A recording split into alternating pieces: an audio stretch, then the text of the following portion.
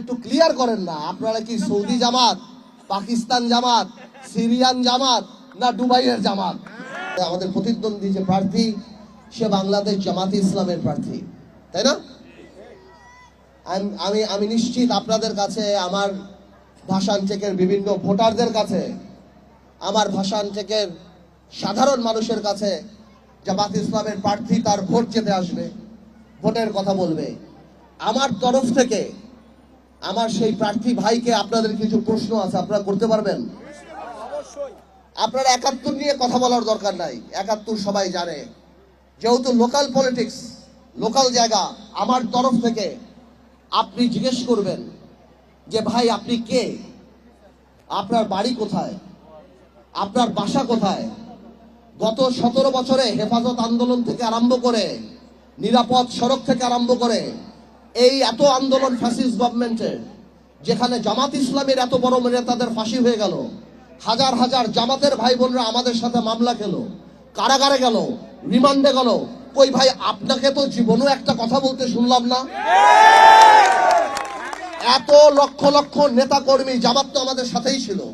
আমি পার্থ যখন 2018-তে জামাতের সাথে এক হয়ে এই আসনে নির্বাচন করলাম, আমার জামাতের ভাইরা, আমার বিএনপির ভাইরা, আমার বিজেপির ভাইরা যখন রাস্তায় রাস্তায় বাড়িতে বাড়িতে ঘুরে, আপনি কোথায় ছিলেন ভাই, আপনাকে তো একদিন দেখলাম না।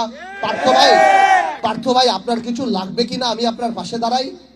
এই বাংলাদেশে আমাদের ম্যাডামের উপরে যত অত্যাচার, আপনাদের নেতাদের, জামাতের যে সিনিয়র বড় বড় নেতাদের ফাঁসি হয়ে গেল, জামাতের কত লক্ষ লক্ষ নেতা কর্মীকে মারা হলো বা হাজার হাজার নেতা কর্মীকে গুম খুন করা হলো, কোথায় ভাই? আপনাকে তো কোনোদিন দেখলাম না। জাতীয় গুরুত্বপূর্ণ ইস্যু থেকে আরম্ভ করে জিনিসপত্রের দাম, শেয়ার মার্কেট, নিরাপদ সড়ক, হেফাজত ইসলাম, এই জুলাই আন্দোলন, কোথাও তো শুনলাম না ভাই আপনি ফেসবুকে একটা স্ট্যাটাস দিয়ে কোনোদিন কারো প্রতিবাদ করছেন। আজকে আপনি মনে করেন রাত্রেবেলা শাড়ি মশারি আর তেলের ড্রাম দিয়ে আপনি মানুষের ভোট পাবেন? ভাই আপনি বোকার সঙ্গে বাস করেন। আপনারা আমার তরফ থেকে এই প্রশ্নগুলি আমার ভাষণ টেকের মা বোন সহ সবার কাছে পৌঁছে দিয়েন।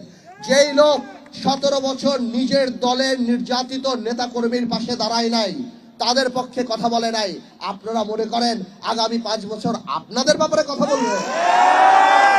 আরেকটা কথাও জিজ্ঞেস করতে চাই ভাই, আপনারা যদি ক্ষমতায় আসেন, আল্লাহ না করুক, যদি আসেন, তাহলে বলেন এই দেশে কি 16ই ডিসেম্বর হবে?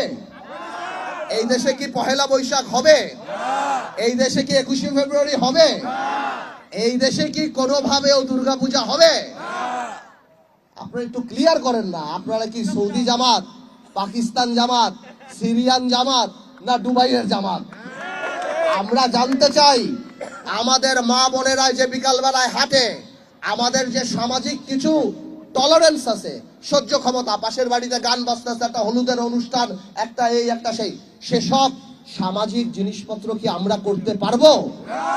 এইগুলি একটু ভোটারদের জিজ্ঞেস করেন, যে এই প্রশ্নগুলি বিবেচনা করার পর আপনি ঠিক করেন আপনি কাকে ভোট দিবেন।